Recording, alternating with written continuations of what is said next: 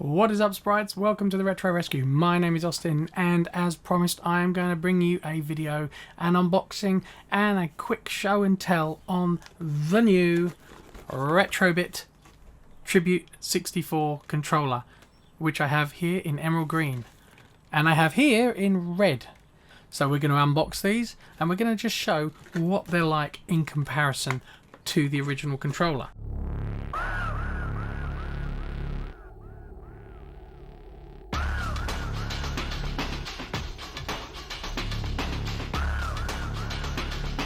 Now, for those of you that know your N64, and you know who you are, this is the controller that you're used to. If I do that, you can see how loose, that's not me putting any pressure on it, how loose that controller becomes, that joystick. And as you can see, as you're holding it, you've got the choice of holding it like this, and you've got the trigger button on the back. Just there, right? And you've got two shoulder buttons, and your C buttons, which you usually do, usually for viewing angles, your D-pad or your joystick, your analog joystick. But look how loose that is. I'm not putting any pressure on that. And you can just see how much that wobbles. So you have your choice. You can, for some games, you can hold it like that, with your finger on the trigger, literally, or you can hold it like that.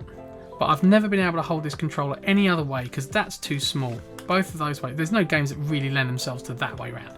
A lot of games can lend themselves to that way around and quickly moving up to there, but yeah, most games are better off with your middle finger on the trigger and yeah, doing what you're doing. But not only is that quite far away when you do that, that's just too small, that's too far away. There's no middle ground with this controller. There really isn't. And like I say, over time, the biggest problem is that. So, you know, you had the option to plug in rumble packs, and you had the option to plug in a memory card, just as I have here for saving your games. So, you know, that is a quick overview on that. Now, Nintendo, in all their infinite wisdom, decided to use a proprietary socket, which is this 3-pin. I'll show you that a little bit closer. A 3-pin socket. This cable is what, 2? It's about 5 foot long, roughly. So, you know, and it's quite thin, it's quite flexible, and it's not a bad cable. We're going to go straight for the green one here. Let me face it that way so you can see it. So, if we do anything like this in the future, this is how we're going to do it. It's nice. It's a nice package. I wouldn't want to keep it in its box, because what's the point in doing any of these things and getting any of these things if you're not going to use them? I'll try and keep this in the center of the view. Unboxings are not my forte, so let's get rid of the boxes because we don't need none of that. Because we intend to use this bad boy. Now, you've probably already seen quite a few now. Assuming I've ordered the right thing, which I'm sure I had, because I pre-ordered these. And now the only thing I would find is a little bit strange is they have only got a green, a red and a blue. They actually haven't got a fourth colour. They only have 3 colours. Strange that, considering there is actually 4 ports on an N64. I found that a little bit strange. Yeah, that's thanks for that, Retrobit. There we go. That's gone, and that's gone. So now let's just have a little look. So obviously we've gone for the standard one, which has the proprietary 3-pin controller adapter, and you can see it's a little bit smaller, yes. But you've got 2 triggers in case you want to use your left or your right. So both of these triggers are the same. You've got your left and right top shoulder buttons, which are very solid. That one's more solid than that one. That one's got a more discernible click if you listen. So, but that's okay. And all the buttons feel okay. That one, start button's a bit smaller, but it protrudes more. Then you obviously got your directional pad and you've got the pad. Now, it feels not tight, it's got the same, if you listen, the hexagonal kind of points, just as a GameCube controller has, but it has a rubber tip. It's a fatter, lower profile tip, and it's more in the place you'd expect it to be. So, and of course you've got the Z button, the actual back trigger isn't on the back anymore, you've got one on the left and the right. So you've got the option of which one of those to use. Now, it feels so much more sturdy. You can see, I mean look, there's no There's no wobble on that. It's harder to tell on camera, but there's no wobble to that. And let's see what we've got cable-wise.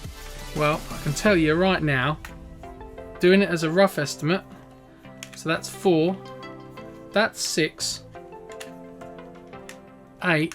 It's about a 9 foot, nearly a 10 foot cable on this. So that's absolutely brilliant. Already feeling that feels fantastic already. I actually really like the feel of that. So let's do some gameplay. We're going to do a bit of Mario Kart 64. Okay, so I'm going to hold this the way I normally hold this. Oh, I did that wrong, didn't I? Oh, it wouldn't be right. See, look how much I'm turning that already. Look, how much movement before it actually starts turning. I'm moving that an awful lot. Now, that's age of the controller. But for me, one of the things is it's a plastic-topped controller. The joystick itself is plastic-topped. So I'm having to stretch quite a fair old way back. Sorry about the bad gameplay, as always. Yeah, don't want to do that. Alright, you got your jump.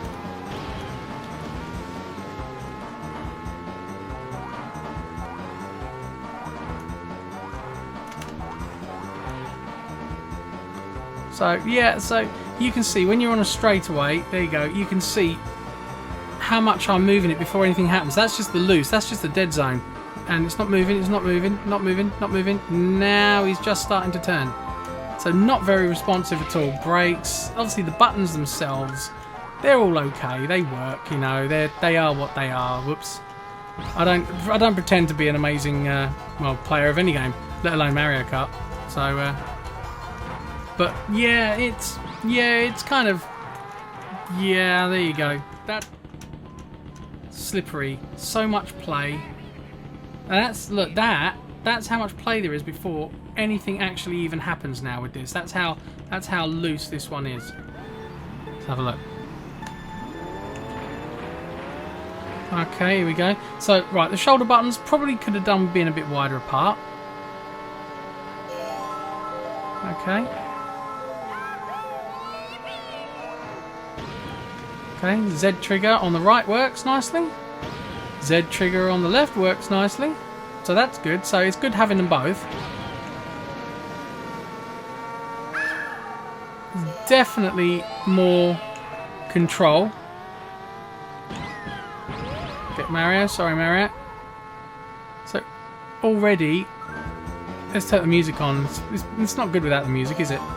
Didn't even realise the music wasn't on for a second there because I'm, you know, busy actually for once not completely sucking. But yeah, look, I'm moving it not a lot, hardly touching that, and it's actually moving. So you do have to be a little careful. Okay. Yeah, liking the way this is going. Oh, that's alright. I can deal with that. Sorry, Toadie. Let's nick somebody else's prize, shall we? Get rid of that, and it's going to hit me because they always do. Those things always bounce and come back and hit me. Oh no, we might have been alright there. Yeah, see that one, the top shoulder button, the right shoulder button takes a little bit of pressing.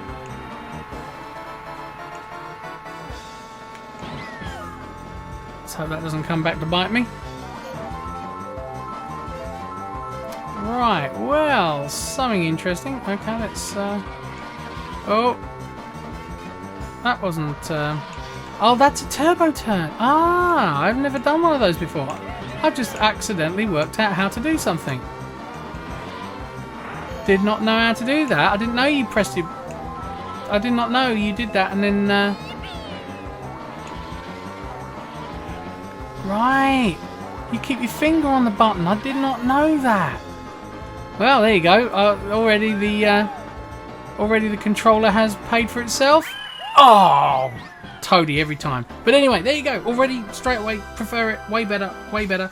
Feels a little small for my hands. My hands aren't exactly huge, but still feels a little. I'll change the screen for you there. Feels a little bit bunched up, just a tiny bit. It could have done with being just there. you know, where that is and where those are, the central there, they could have done with being just there, and they could have done with being just over here a bit. So it could have been just being a little bit wider. Just there. Not a lot. Not a lot. Because if you have these things right next to each other, I mean, if you look at how close they are, it needs to be somewhere in between those, really. But there's not a lot in it. There's not a lot in it. So let's try a different game, shall we? And see what that's like. Now, obviously looking around, moving forward is up and down. So straight away, it wants to slide out from my thumbs. Now, that doesn't help. And obviously left and right is there. Looking up and down is there. So, and the Z is obviously... Z is obviously shoot. So the dead zone straight away doesn't help.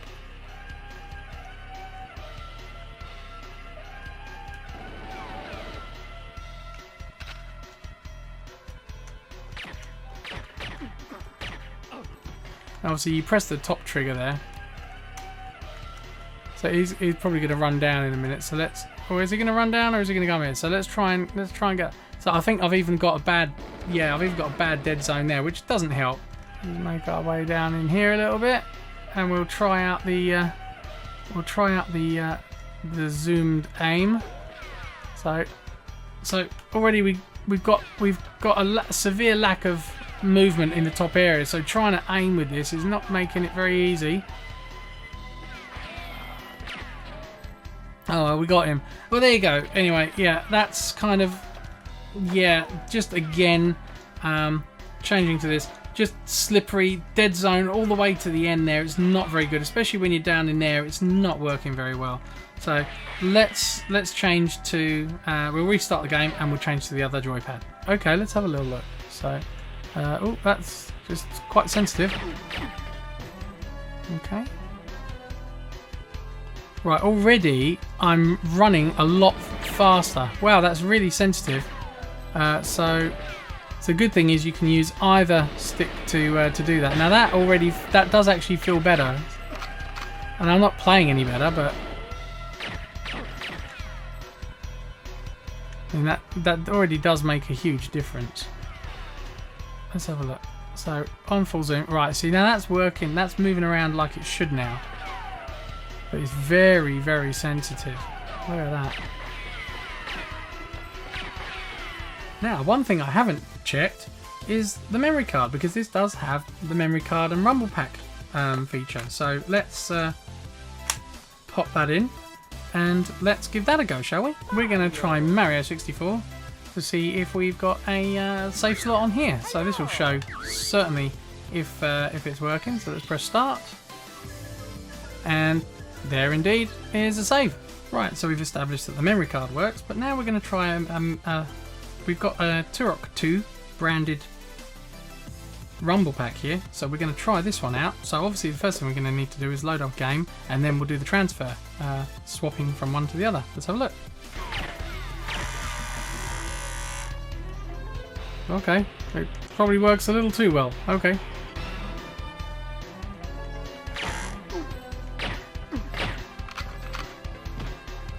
Yep, that works. That is the Retrobit Tribute 64.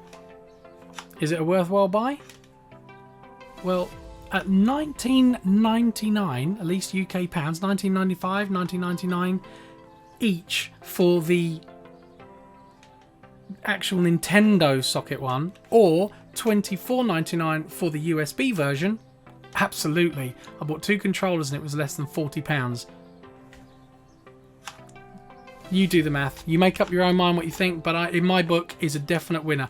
Got to get used to the size. It's a little bit smaller, but the fact that that is rubberized, and look, there's little to no, there's very little play, if any play on that whatsoever. So it's going to be more accurate when you start playing a game and actually trying to play the game properly and not just doing a video like I'm doing right now. So go out, buy one. If you're into N64, I know you're going to do it. I'll tell you what, my Mario Kart is definitely going to improve with this one. You know, not to record-breaking events, I'm sure, but certainly way better. So in my book, ka-ching, spend the money if you got it. And anyway, until next time, thanks for watching and stay in the game.